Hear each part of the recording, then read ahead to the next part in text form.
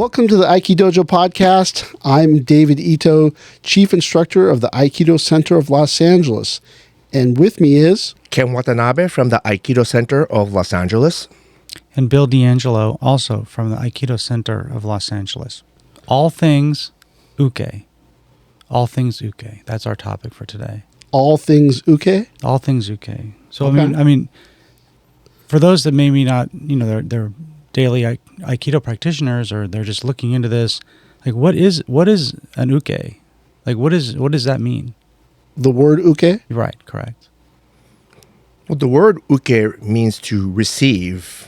Like a lot of times, it's not just used for Aikido, but that word is used for lots of everyday Japanese terms, like they say, testo o ukemashita. I received a test, which means I took a test, Interesting. And Uke means just to the one who receives.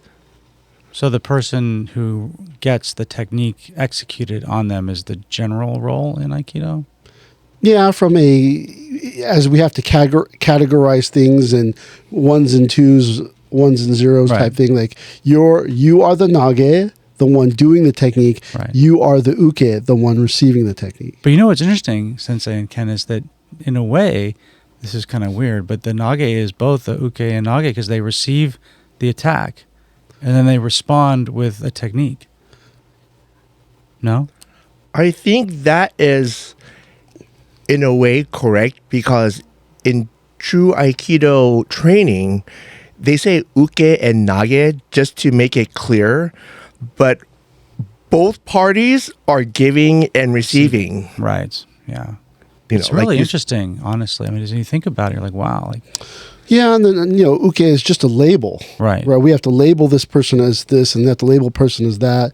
But then people get caught up in the winner and loser. Mm-hmm. Yes, exactly. The nage throws, that person is clearly the winner. The one getting thrown, that is clearly the loser. One of the things I was thinking as we were asking about this was, because I think in our last podcast we talked about intent and aggression and things like that. And in a way, the uke has to mask aggression, right? They have to project a certain level of aggression. Or no? Am I wrong about that? They, later on in training, in Aikido, when you attack, it's supposed to be a genuine attack. Like legit. It's supposed to be a legitimate attack, legitimate enough that the person being attacked feels that I should get out of the way of this, Right. or it's going to make contact. Oh, so like the uke has to deliver an honest attack. Yeah, an honest attack that attacks through the target and reaches the target, but your intention is not to knock his block off, unless there's an understanding that, I'm going to try to knock your block off and you're going to do your best to negotiate this realistic attack. Does this raise a question, Sensei, about, like, let's say you don't come to Aikido from a striking art or even another grappling art. Does Aikido have to teach things that aren't the Aikido techniques? Like you have to teach someone how to strike or grab or do those things, or no? I mean, we do we practice striking. Like the Shomanuchi strike, Yokomuchi strike, ski. We do that as in like Kakari Keiko type thing. Back and forth striking. Mm-hmm.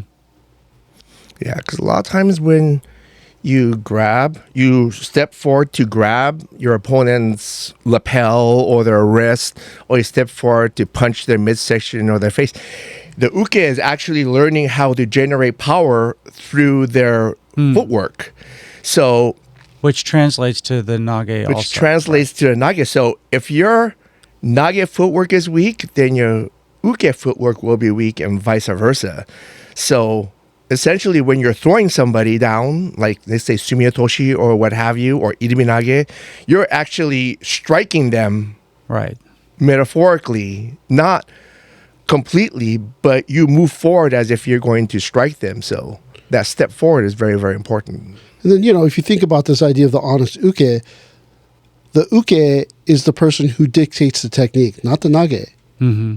Because the uke strikes with a certain footwork or body positioning, which creates that technique. So the nage just doesn't go, I'm going to do irimi nage right now, kotegashi next one. It's all based on how the uke attacks. Yes. So this kind of leads into a question I have, not so much on the striking part, Sensei or Ken, but on grabbing techniques, whether it's wrist grab, shoulder grab, elbow grab. You do run into a situation that's sort of binary. Sometimes people don't grab very aggressively. It's sort of just kind of a weak grab. And then some people try to block the technique with their attack. Well, that's where we come back to this idea of honest uke, right? The honest uke grabs or attacks at the level of the person who's doing the technique, the nage. Right. So if the person grabs weakly in a very weak way, and then that person wanted you to grab strong, see, it's not a very good. Doesn't match. It's not a very appropriate attack. Or if the person grabs you in a way that's not within the spirit of the technique, or in a way to jam you up, that's not a very honest uke either. But jamming happens. Like jamming happens all the time. Sometimes it's on the nage's part, they don't do the technique correctly. Sometimes the uke is too strong. And does that bring up, like I was just thinking earlier, we didn't bring it up, but if that situation happens, there's counter techniques, and then you get into this counter to the counter. No, because like when I jam someone, I jam them to teach. No, I jam them with the spirit of the attack for this technique, but I also exploit the fact that you're doing something wrong in the way you manage the attack, but I still attack, like, I don't twist my grip just to prevent you from moving. Right. I grab you in a way where sometimes I just grab them when they're not ready to be grabbed. Right. Sometimes I'm still grabbing in the spirit of the attack, but I'll push or pull based on how they don't move. So it's instructive. Yeah. Yeah. But some people, sometimes some people come from another dojo and you get the, I'm going to test you grab kind of thing, right? I mean, that does happen. Maybe not so much anymore. It does happen, but you should be ready. Right. See, at the moment of tachi-ai, when the person grabs you, what happens is most people just aren't ready. They're still looking at the deer in the headlights, and I got to move now. So they're not catching the timing. No, it's all timing. Yeah. Right. You got if they grab me, I let them grab me. Okay. Right, because you have to be in control of timing and spacing. Right. So that brings up a really good question about ukemi, which is, in whether it's aikido or judo, like there's this discussion of kazushi and unbalancing a person, and I guess the question is, does the nage take the uke's balance, or does the uke give their balance, or is that not even the right way to frame the question? In training, the nage is supposed to take the uke's balance, and the uke, in a way, is supposed to allow them to take their balance, because the uke needs to figure out how the technique feels. Part of the uke's job is to attack in a way that brings out the best technique in their partner, and they can feel what that technique is supposed to feel like when it works and how it doesn't work. Right. So there's all kinds of correct ukemi. There's strong ukemi. There's just moving with your partner. There's no really wrong ukemi. It's just a wrong situation. Like how Sensei said, something you just grab just to not be a nice person. Well, but that's the thing, is that you're supposed to put the uke puts the energy into the technique. Right. Yes. Right. And then the nage uses that energy to create the technique. So if the uke grabs in a weak way or in a way to thwart the way you're moving, because this is the preconceived way you're supposed to move, then there's no energy in the technique. Yeah, there's no Aiki. It's just one key.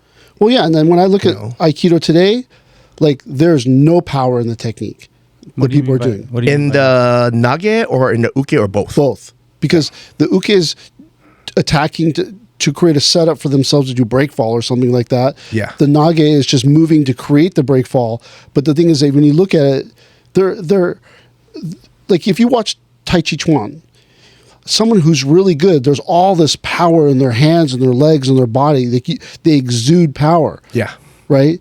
But you look at Aikido, a lot of the people that are doing Aikido today, they're just doing Aikido for the breakfall setup. Oh, that's so sexy. But if you look at the movement of the nage, there's no power there. There's no power, no focus, no direction. There's no energy in their movement. There's no stability in their movement. There's no strength in their footwork. Or there's no like sturdiness in their body. It's just like they're just standing there. It's not even like good dancing. No. It's just casual movement with no focus. I mean, the example I think of, like, I think I can remember you, Sensei, explaining this many, many times is Yokomanuchi, Shihonage, or Kotegaishi from Tenshin style, that you usually say, like, if that, as you're moving the uke through unbalancing, if they step in a way that they finish the step and they're on balance again, you have to move them again. Like, you can't throw if they're not in motion. Right. At least in those techniques. When all the techniques, you cannot throw anyone who's not in motion. Right. So if you look at judo, they mechanically break their opponent's balance. Right. Lifting them up, twisting them, pulling them over their hip.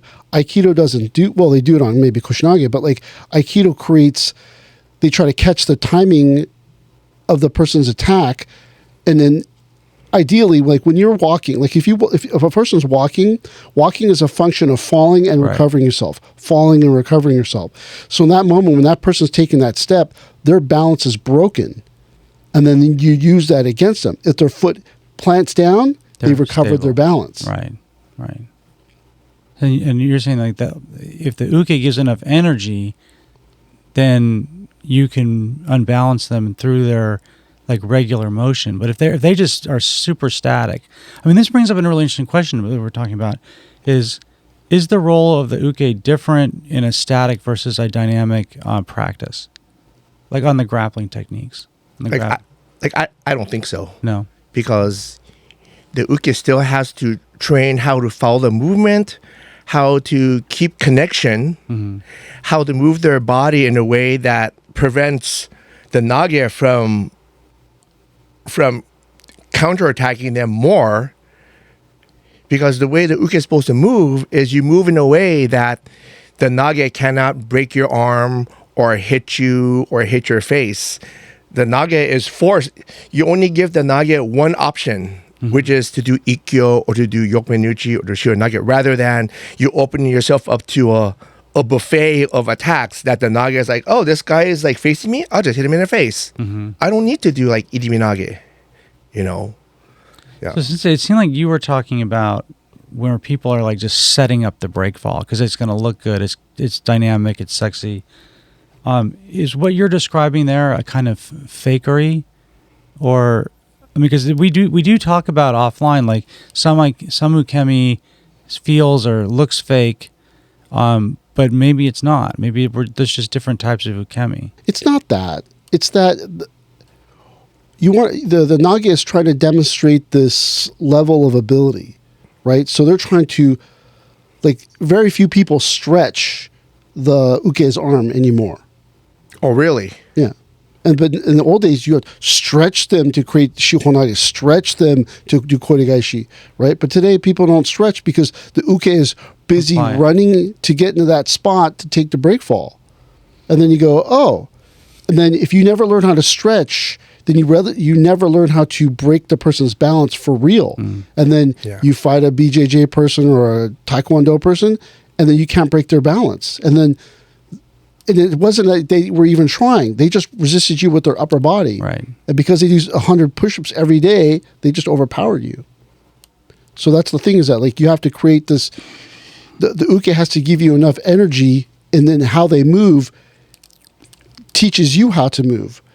But that's like if you look at like ukemi and how people take ukemi, right? Like they're missing the point. The point is not to do break fall. The point is to set yourself up in that position, and then the break fall just happens. Right. Is when more senior students or teachers are working with beginners or very young students, is the ukemi that's taught any different for people at the first, couple months or year that they're doing Aikido? Yeah, I mean, because they have to have the kinesthetic awareness, the proprioception, the body awareness to put themselves into the right position. But what happens is it's not necessarily the body; they don't know how to move their feet. Yeah, they don't know how to move their feet, and they don't know how to read the movement. Especially if you're just demonstrating Aikido and you're the teacher is Uke. You can't think that, oh, he's going to do Shihonaga right now. You just have to react appropriately and follow the movement. So when you're Uke, you learn how to read the energy and the technique. Then once you learn how to read the energy and the technique as a good Uke, use the same ability when you're Nage, and you can read your Uke's movement and move appropriately. But you can't do that unless you get good at ukemi. Mm-hmm. But that's the thing is that people today, like from the outside looking in, any other martial artist looks at the ukemi as like, oh, this is so fake, and look, that guy's throwing themselves. And on a certain level, that might be true. Yeah. But the thing is the uke is trying to learn how to move with the nage, with their footwork, body positioning, and then place themselves into the right position so that they can take this throw that might just hurt them. Yeah. Right. And so later on, when like you're saying, when you become the nage, you know where the opening is. Yes. And then as the uke, you're moving with this person's throw, right? But that you move into this position where you go, oh, right here is right where I would strike. Yes. And then later on, when you go off to fight some other person and you're moving with them, you know exactly the right point to strike. Yes. Because, they're taking the wrong ukemi. Oh, I can hit him right here. Sweep their leg. Sweep their leg. Kick him in the nuts. Kicking him in the nuts. Because a lot of times, like, I remember Sensei, and I didn't understand this for a long time, but Sensei, like, mentioned about ukemi. Ukemi is the first lesson in how to defend yourself. And I was like, what? You're the one attacking. How do you learn to defend yourself? Then through teaching and training, I discovered, oh, the uke moves, and the uke continues to move, because once the uke stops and they're static, the first person to hit is the winner. But as long as the uke keeps the motion of the technique going, it's very hard for the naga to think, oh, I'm going to hit him right here. He can only throw. So Sensei said, the most ironic thing about Aikido is the better the ukemi is, the more correct it is, the better the throw goes in. But like we all know that if you're throwing someone with bad ukemi, you just throw him down. You don't really care how he falls down. Right. But an expert uke, like one of us, we can just throw them at full power, go all out, and he'll just take a row and then fall safely. Well, it's that last word that I think really keys into it, that we haven't actually addressed it yet too much. A little bit by you, Sensei, but ukemi, like doing good ukemi is an element of the safety of Aikido, right? I mean, it's not the element of safety of Aikido. You have to put yourself into the position where it's the most safest fall or way to take a punch. Yes. Right? And so because you understand that, most times you're guarding your center line. And then moving your feet is a function of light feet or heavy feet. You have to be light here, but heavy there. And so that's where you have to like when you take a break fall, it has to be light feet all the way to the end. And then you finally plant, put yourself into position, and then you take the roll. But you have to plant heavy foot in order to be in a safe position. So the thing is that, like, if you look at a lot of people today, when they're break falling, the nage's foot and the uke's foot have to be in line. Yeah. But most times the uke's foot is way behind, right, and then that's why they have to jump. Right. And then you get very skillful at jumping, but when you throw, but you don't need to do it if you do it right. Well, you're supposed to fall. Yes. Not jump. Yes. See, like, you look at like Shirakawa Ruji and all this stuff, like, sometimes they're falling, but a lot of times they're jumping. And how do you know? The feet aren't aligned. Right. The forward foot is way behind the nage's foot. And then to catch up, you got to jump. Right. Yeah, like the nage is out of position. Yeah. And if it's a real technique, the uke could get hurt really badly. Yeah. Because they're not throwing at full power to do damage. Not that Aikido people are supposed to do damage to their opponent, but you need to generate enough power in the throw. So if you have to, you can. Right. And the only way to just open up your engine all the way, redline it, is you need to have a good uke, because you can't throw a beginner like that. I mean, you can, but then that beginner is going to be dead. Well, no, but you can't. But it's like that story you told about the first time Fury Sensei made you break fall. Yeah, he made me break fall. I had never broke fall before. I just grabbed him. It was a technique where you grab katate tori, then you tension, and then with the other hand, you either chop the face or chop the elbow. Mm-hmm. And then I was already fairly good. I had no fear rolling anymore. He made me break fall. Afterwards, I was like, why did he throw me so hard? What did I do? Is he mad at me? Then I realized, he just knew it was the right time that I can break fall. I didn't even know I could break fall. But that's where, if you can roll well or you can break fall, that means where your head is in space. Yes. And that, your head's straight up and down. That means your center of gravity is straight up and down. Once your head starts bowing forward, your center of gravity starts to rise. And then that's where you have to put power into the technique, and then the person can roll out of it. Mm-hmm. Yeah. But if you don't put power into the technique, they lose energy at the apex, at the top. And then they'll fall straight down. And then they fall straight down and hit their head. And then if your ukemi if you're not an expert uke, you're going to hit your head. If you're expert, or if you are a good uke, you have a chance to maybe your arm should be right here in front of your face anyways. You can take a less than ideal fall, but but still safe. You'll stand up and you'd be like, hey man, what's up with that? You get all mad at them. Well, no, it's like the time when I almost broke my neck, right? When you threw me. Was I throwing you? And then someone else, it was Randori. Oh, yeah. And then you threw me, and then the next person you threw ran into me as I was falling, and then I hit my head, but the only thing that saved me from breaking my neck was that my arms were shocked out. And then that is correct ukemi. Those hands saved me. Yeah. But if I would have been jumping in the air and he would have hit me, then that's just way more kinetic energy for me to hit my head and break my neck. So when you talk about ukemi, just the rolling part and break falling, if you cannot roll without fear perfectly, then you have no business break falling. No business. And that's my whole thing about people teaching children or stuff like that, break fall, or people who are teaching break falls to people who aren't good at rolling.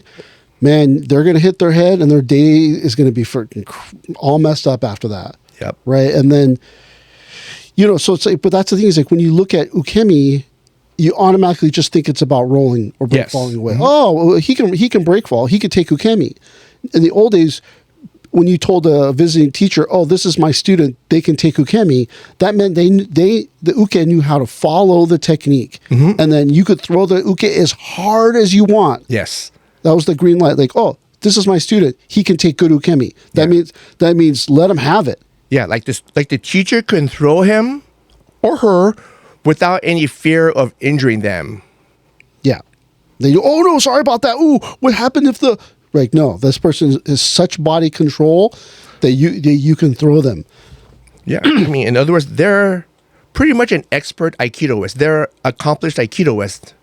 And so that's why back in the day, teachers would try to steal each other's ukes. Yes.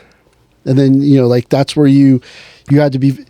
Teachers had to be very careful who they would let teach at their school, because then that teacher lured away your uke. And then you go, oh man, he went, I'll give you fifth dan, come with me. And you go, okay. Yeah, because the person that's taking your uke regularly, that's the person that knows your technique. Yeah. Intimately. I used to take Sensei's ukemi.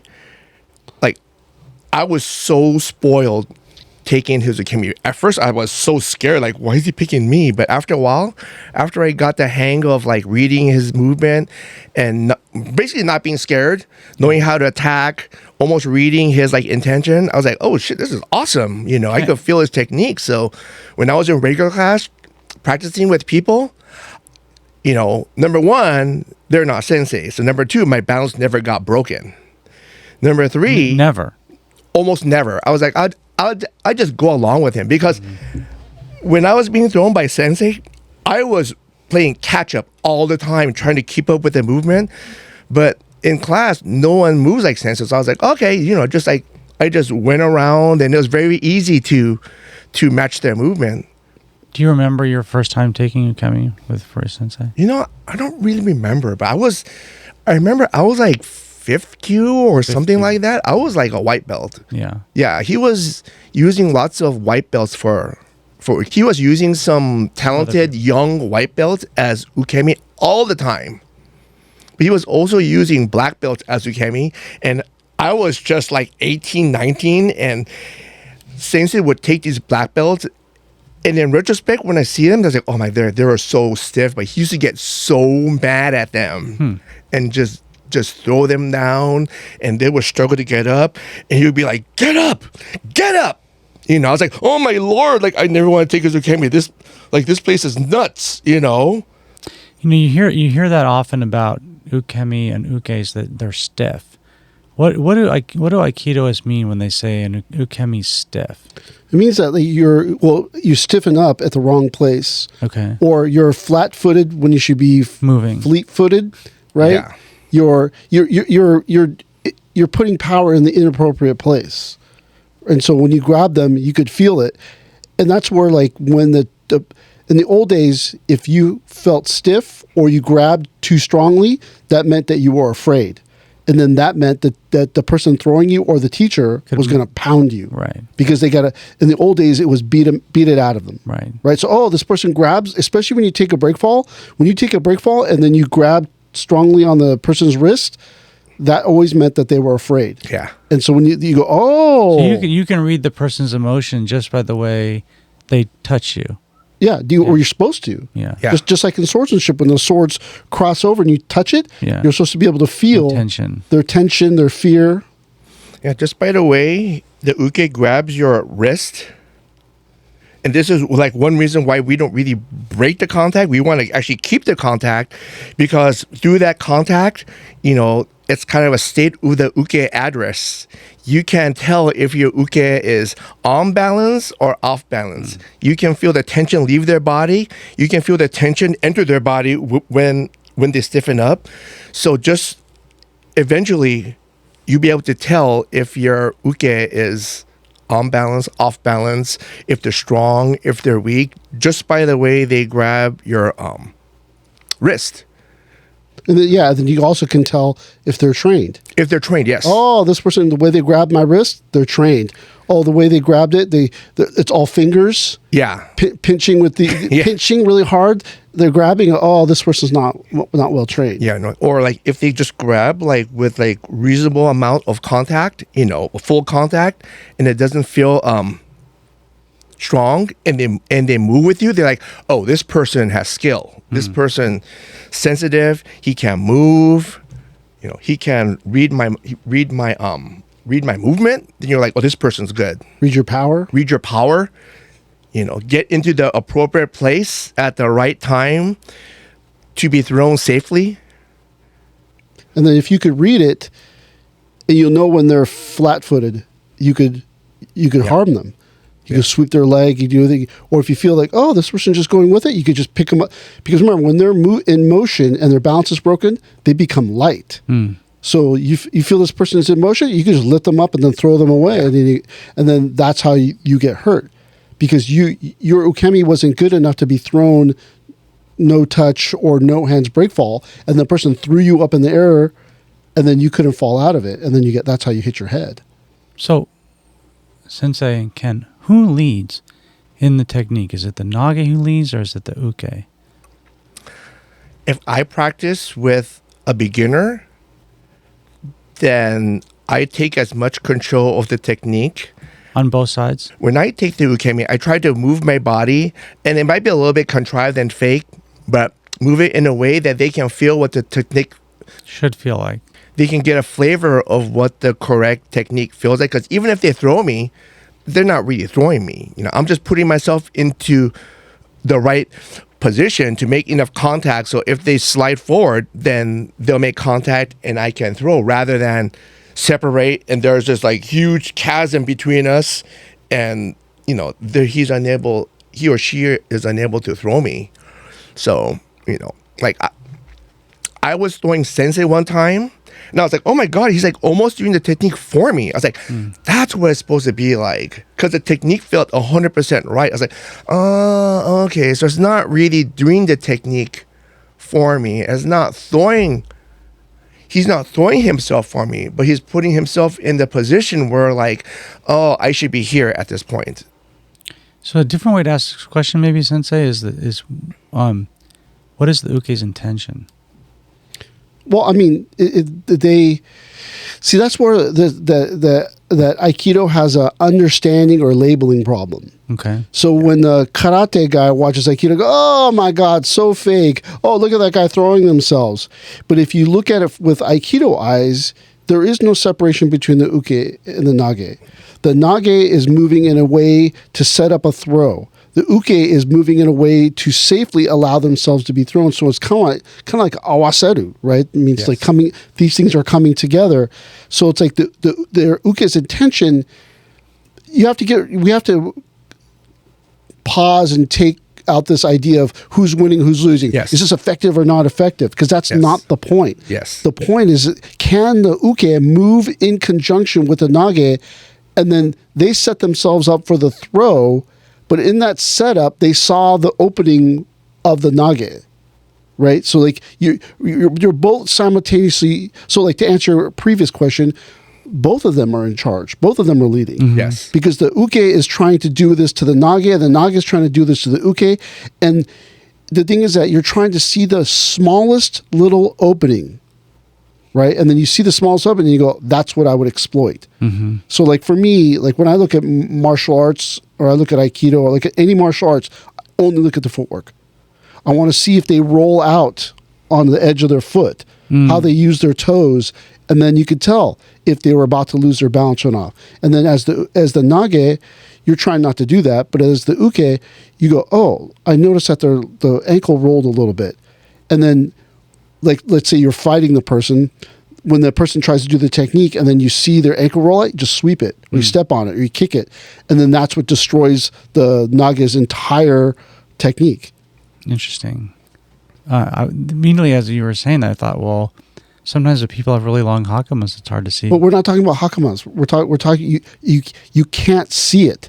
You have to feel it. Feel it. If you see it, the idea is it takes like too much time. Yeah, it takes like 0.2 of a second, 0.20, but you got to be able to move in less than 0.08. Wow. Right, or something like that. That's so like the reaction time? Yeah, so you can't be like, oh, I see their foot moves like that. You have to feel them losing their balance, and then you go, oh, that's where I would destroy them. Is that what you mean by you were saying earlier about light? When the person's in motion, they're light. Yeah, and then when they're in motion, they're light, but also you can feel if they're stumbling.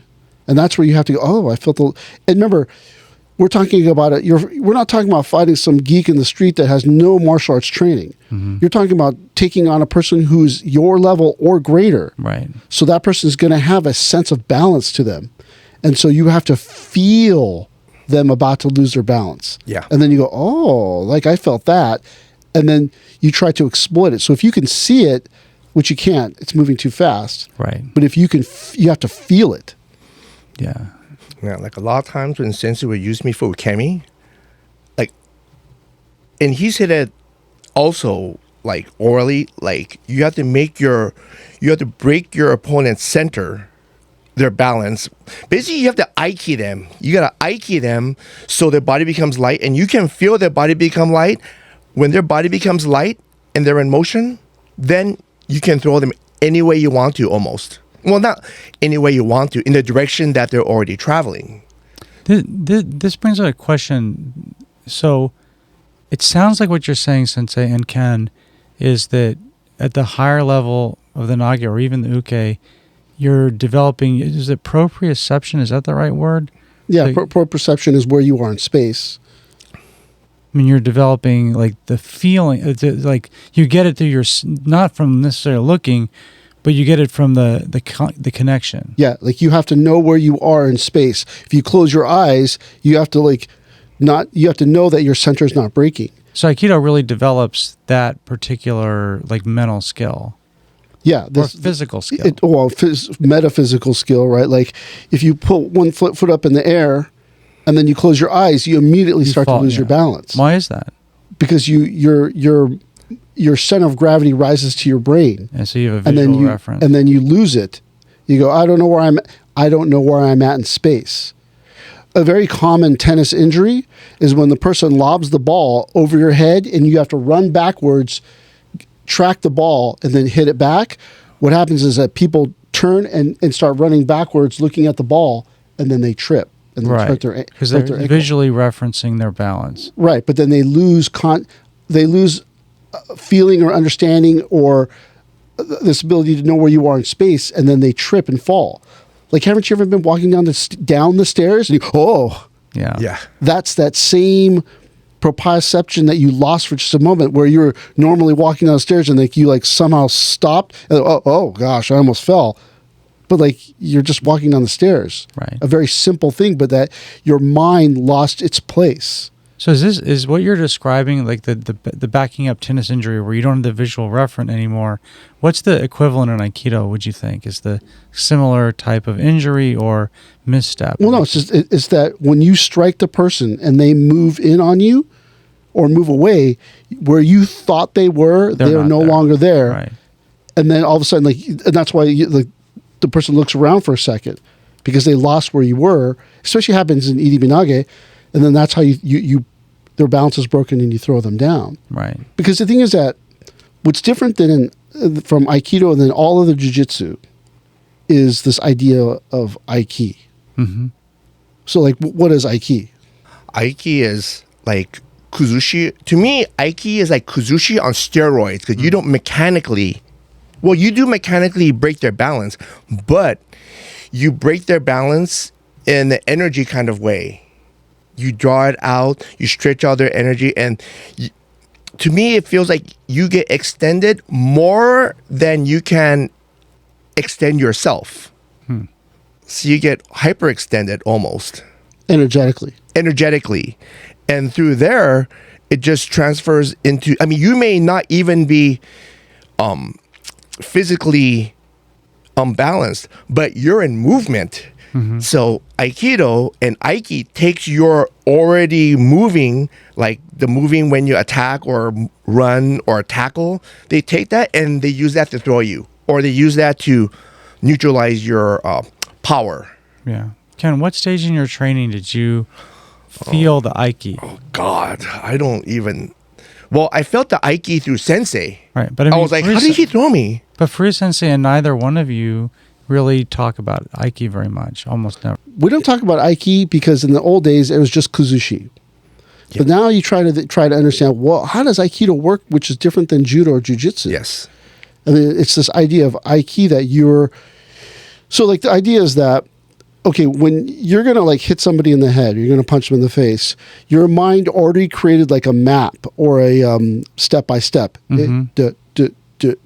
So when you step in and then the person moves, if it's in a very slow way, your mind can recalculate and then you could track and then hit them. But what happens is when you move in an Aikido sense, you have to catch the timing of the movement. So that if you could catch the timing of the movement right where they think you're there, you're not there. And when their mind realizes you're not there, it goes, what? And it gets confused for just a and then you can throw the person. Brief second, their balance is broken, and then you could take it and then make a technique out of it and throw them down. Yeah, for the briefest second, like there's a metaphor in Yagyu Shinkageru where they say the timing is like the sunlight peeking through like a rolling wave, and you have to catch that. So actually in Aikido, you have just a very, very small window of when you can throw your opponent. because your opponent, like when I take ukemi, I'm constantly trying to reestablish my balance. Right. But what keeps me off balance is the movement. Mm-hmm. And I move because I'm afraid that if I stop and turn towards sensei, the next thing I'm going to see is a fist coming towards my face. So, like, I learned to move in a way to be danger close, but danger close plus. So, like, I'm not within the radius of his fist. Right. So I had to move like that intentionally to protect myself. Right. Ironically, that's what makes the technique work fantastic on me. But if I was a lesser uke, then I would be like in the radius of like the arm radius. Mm-hmm. At the end of the arm is either a fist or a open hand. And I used to see sensei slap people all the time, and I'm like, I'm not going to be that person.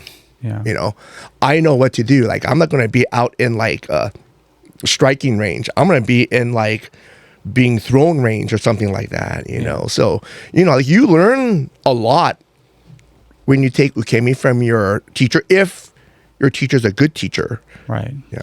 Did you ever hear this? I'm not sure if this O-sensei quote is real or not, but did you ever hear that O-sensei said, "You have not seen my real Aikido"? I mean, I'm sure he said that all the time. But you know what I think? I think that when he says that, it's because no one has seen him take ukemi. Maybe, because you never hear about him taking... And you have no videos of him ukemi. taking someone's ukemi, right? Yeah. Maybe briefly in one time, but like... So you didn't really see or feel that how he moved with you. Yeah. Sensei, in the Koryu, I mean, I guess in the Koryu Jiu-Jitsus, wasn't it standard for the teacher to take the initial ukemi in the demo? Yeah, because the teacher, like Sensei said earlier, the Nage is the one who determines the pace, technique, the speed. So the teacher was a more experienced practitioner. So the teacher would make the technique, the correct technique come out. Mm-hmm. And the student could throw the teacher safely. Right. And look good. And look good. So like I always wondered why in Kenjutsu, Kendo, Jiu-Jitsu, like the teacher was the one, the higher ranking person was the one ukemi. Who always took the ukemi. In Aikido, I was wondering, why is that? Yeah. But then I probably realized that like the ukemi is how you learn the nuts and bolts of the Aikido technique. Like if you're just see it as you're just a rag doll, which a lot of people think, oh yeah, you're just being thrown around. You're a punching bag. Yeah, you're a punching bag. You know, I told my friends, oh, I'm taking Aikido. It's like, oh, you're just a punching bag. You know, I was like, I'm not a punching bag. But then after you do it, you're like, oh, that's why you take ukemi. I remember a story, and I can't remember the reference to the teacher, but I remember Free Sensei telling a story about the difference, but also the similarity at a high level Aikido and Judo or other Jiu-Jitsu. He talked about the teacher that when you grabbed him, the jacket felt like it was empty. Do you remember that anecdote? That's a very common Judo. Yeah, that was a Kano Jigoro story. Is it? Yeah, it's like felt like I was fighting an empty jacket. Yeah, but I wouldn't necessarily say that. I mean, I guess you could say it's ukemi. I don't. It's different than an Aikido, because in Judo, you're just there's only the fall. Mm-hmm. Right? So the person catches your timing and throws you in that specific throw, right? But the judo person is not creating this opportunity for you to move your body in a certain way to be thrown. Right. Right? So it's like you could just sweep this person's leg, and that takes nothing other than strength and being taller than the other person. Right. But really setting them up to be in the right position to be thrown, you think, oh, that's so fake. But it's that person the uke has to put themselves into that position. So the empty jacket story doesn't really relate to it. No, it does relate to it. It's just that we're talking about in judo, it's the desire to resist. Right. The uke their job is to resist. To prevent themselves from being thrown. Right. And so the empty jacket is this feeling that where Kano Sensei is not resisting anything that the person is doing. You can't get feedback. So you get no feedback, so you don't know how to actually throw him. Right. Yeah. Okay. That makes sense. It's like trying to scale a wall with no handholds. But a high level Aikido could do the same thing, though. Isn't that what Free Sensei kind of was saying? It's not that. Well, I mean, are we talking about versus judo or versus? I mean, doing aikido. I was trying to think of why Free Sensei was telling the story and how it applied to aikido. Well, I mean, it does and it doesn't apply to aikido. It applies more on the nage side, but the thing is that you have to trick the uke into moving into the position that you want. Yeah. So you have to create this. You have to create an opening. So that's where one side of the jacket would be very firm, and they go, I got it. But then that was the setup for you to do the technique. Right, and then the empty jacket. Right, but if you want to, if I was doing aikido with you, and I was the uke, and I wanted to be resistive, I would just be the empty jacket. Right. And then, I don't know what to do, because most people, like, you ever have people do the technique by themselves? They don't know which is left or which is right. Oh, wait, which leg am I supposed to be stepping on? Because really, the uke is not there. Yeah. Because the uke is not there. They go, I don't know how to step to them. They step to the wrong side, the wrong foot forward. Interesting. And so those martial arts and the beginning aikido people, they need to have the opponent there as a frame of reference. Right. Similar to what you were talking about, a visual reference on balance. Right. It's so the same thing. You ever pushed or punched something where you thought it was closer and it was farther away? Oh, yeah. Or you're talking to some girl, you like put your hand on the wall and then you miss and then you fall down. That's because you misjudged the spacing. Right. And so that's as the uke, you have to learn to judge spacing correctly. Yes. But the nage is trying to make you misjudge the spacing. Yes. Right. And then fall into your trap. Yeah, like that's all martial arts: swordsmanship, karate, aikido, boxing. Even like you're trying to make him think, oh, like I got you, but then I don't got you. Oh shoot, then you miss, and that moment you miss, that's where the opening happens. Yeah, that was the ending of Karate Kid Legends. He did the dragon kick or whatever, and then the first time they did it, the guy kicked him in the face, and then and then when he did it in the tournament, they taught him how to really duck under the leg because he knew that the guy was going to kick him in the face, and then he won, right? Yeah. Martial arts is all setups. Yeah, I mean they say in martial arts, the moment you attack, you're open to their attack. Right. So a lot of times that's why like they will never attack unless they know for sure that it can get in. They will never attack you unless they're sure that attack will go in. But that's where modern martial arts today. You ever give the foam swords to people in the class and see what happens? They become very like tic tac. They're just touching. There's no real attack anymore because. No. But that's the thing is that in a real fight, no gear.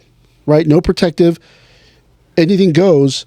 Even in bare knuckle fighting, they're taping their wrists.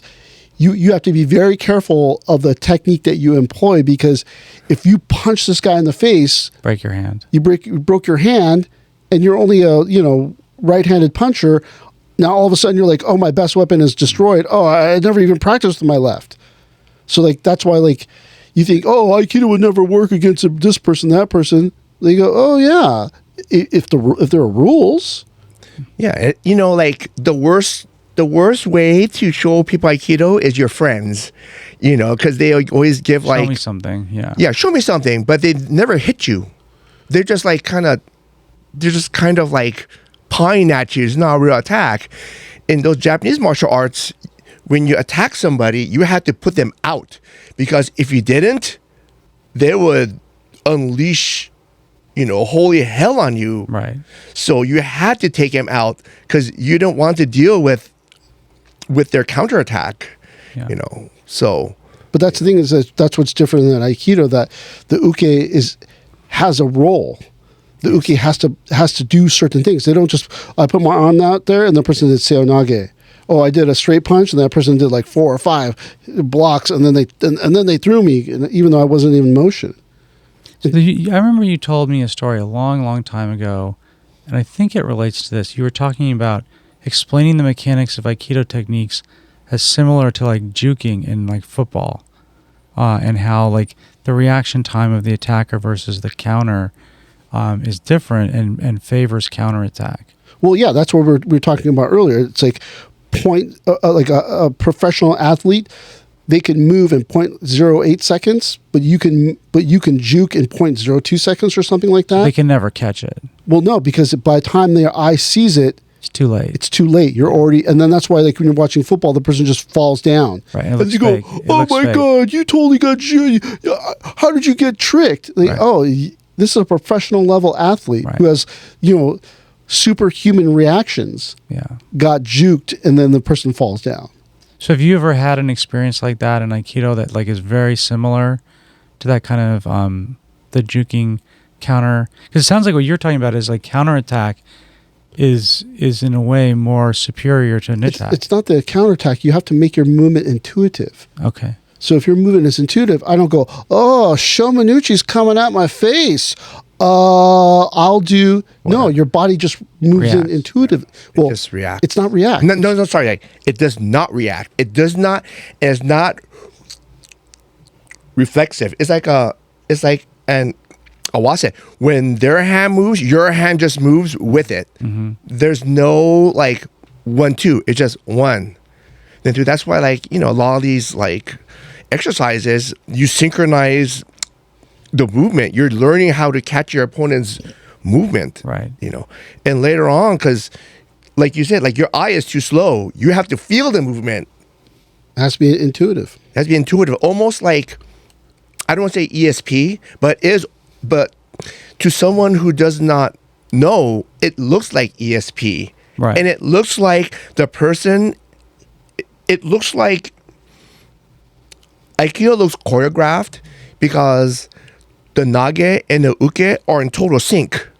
And it sounds for like that brief second. Yeah, it sounds like both of you are describing that if you follow Aikido training and technique, you develop this awareness that most people in regular life are not going to have.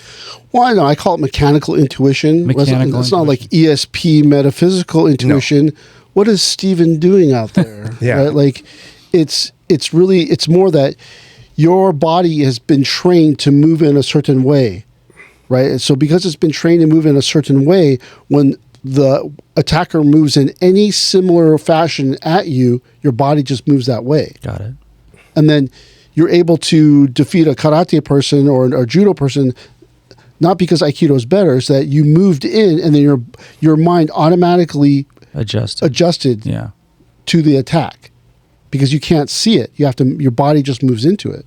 And you talk about that in Aikido testing, right? I mean, you're trying to, the methodology of the testing, doing multiple classes before the test.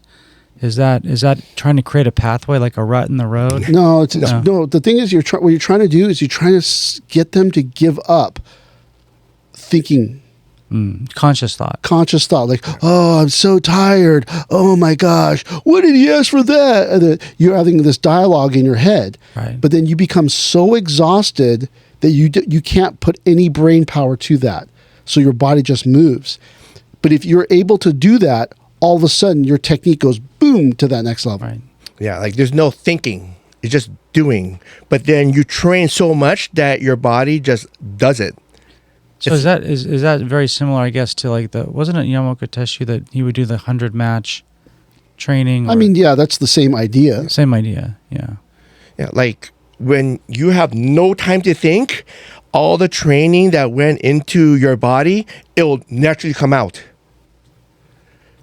Now, I think I'm going to do this. It's already done. Mm-hmm. Yeah, like when I was younger, and I've been doing Aikido for maybe 3 years, one of my garage springs broke.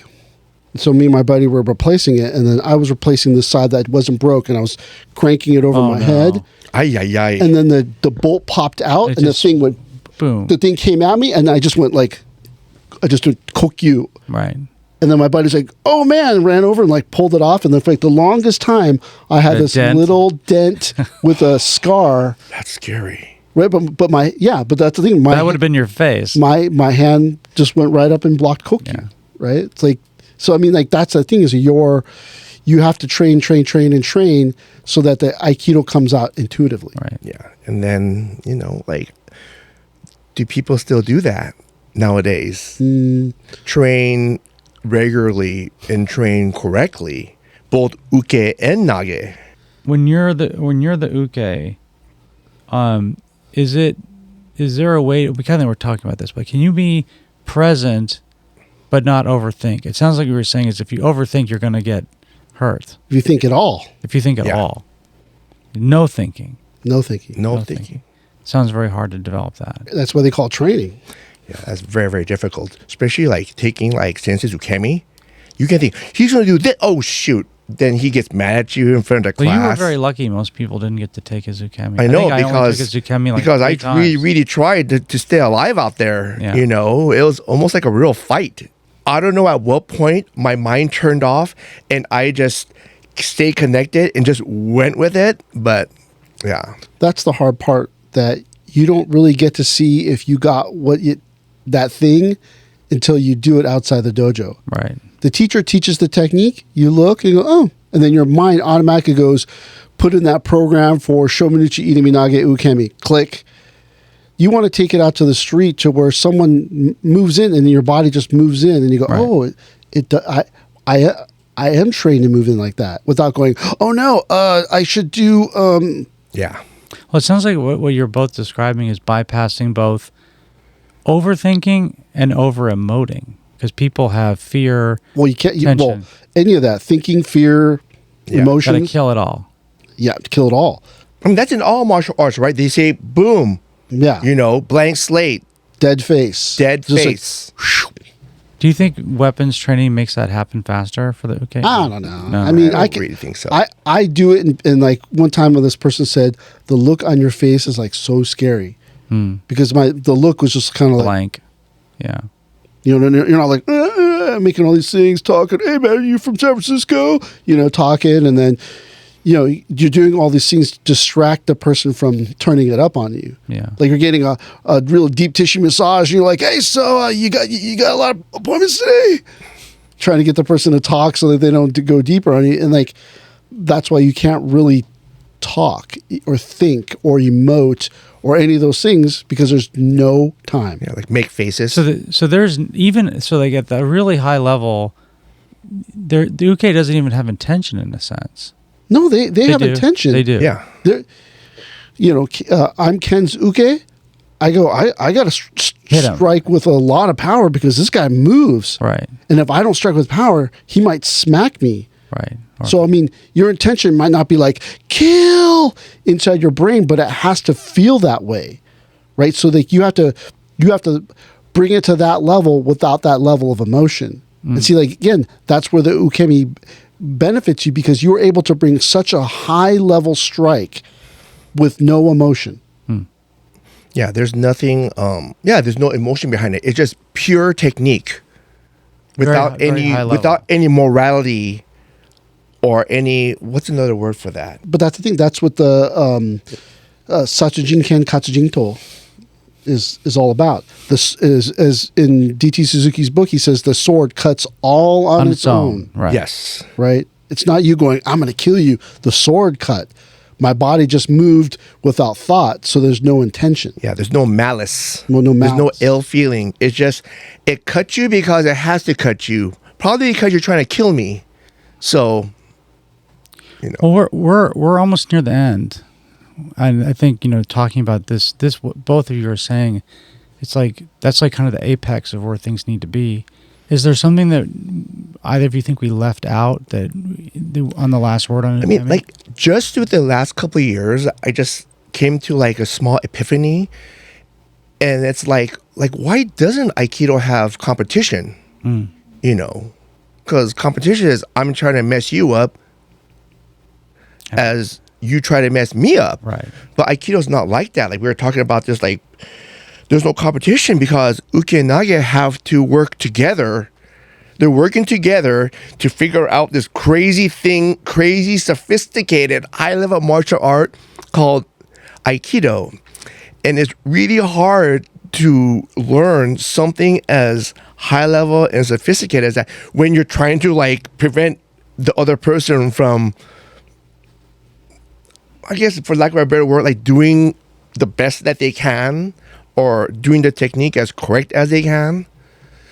So like that's just my thought is like, well, maybe that's why we don't do competition. like Yeah, that's why we don't have competition, because some competition is good, but when it devolves into like, I'm just going to make sure you lose, you're never getting good at Aikido, kind of thing. But Aikido is about, working together.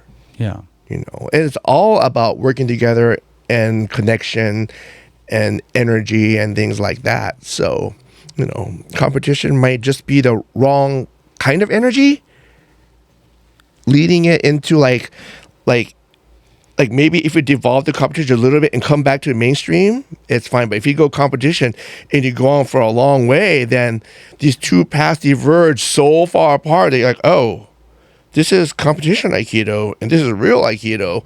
It's really hard to cross over to real Aikido. Or I should say correct Aikido. There's an unwritten rule in competition, which is that you don't end someone's career. Yes.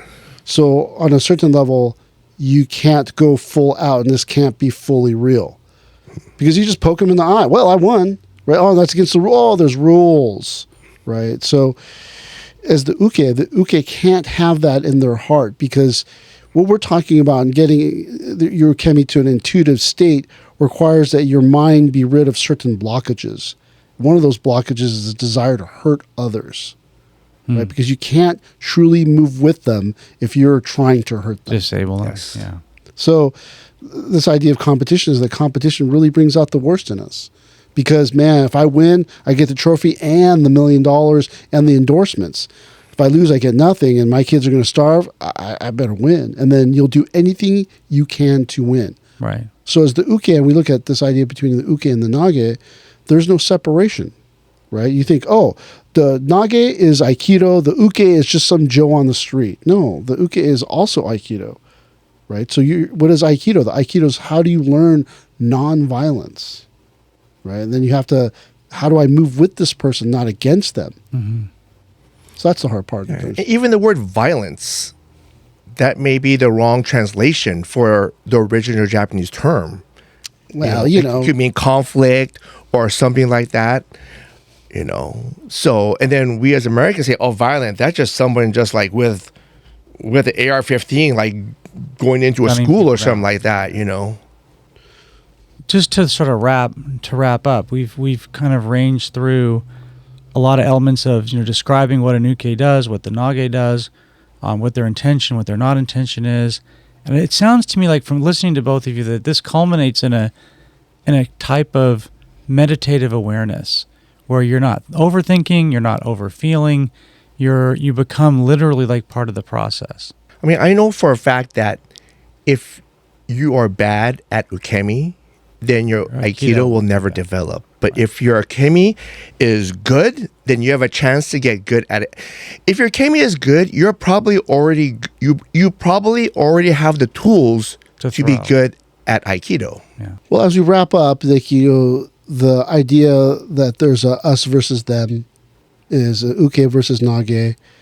You were looking at Aikido from the completely wrong understanding, right? There's no winner, there's no loser. It's how did the Nage move with the Uke and then create a throw or technique? How did the Uke move with the Nage and then safely put themselves into a place where they don't get hurt? Right, so it's not a us versus them. It's awaseru, right? Yes, awaseru. Everything moves together as one, and then if you can move together as one, you can extrapolate that ability to, I don't know, destroy your opponents on the street. Even though Aikido is not about destroying people, but the potential is there. But this is the 20th century, so you're going to get sued, and so it's not just falling down for people. It's way more sophisticated. It's way more sophisticated. Like each technique has its teaching for the Nage, but each technique also has a specific teaching for the Uke to understand. I think that describes the Uke experience very, very well. And I think we could wrap up there. Okay. Well, thank you for watching or listening, and don't forget to like or subscribe. Thank you. Thank you very much. Thank you very much.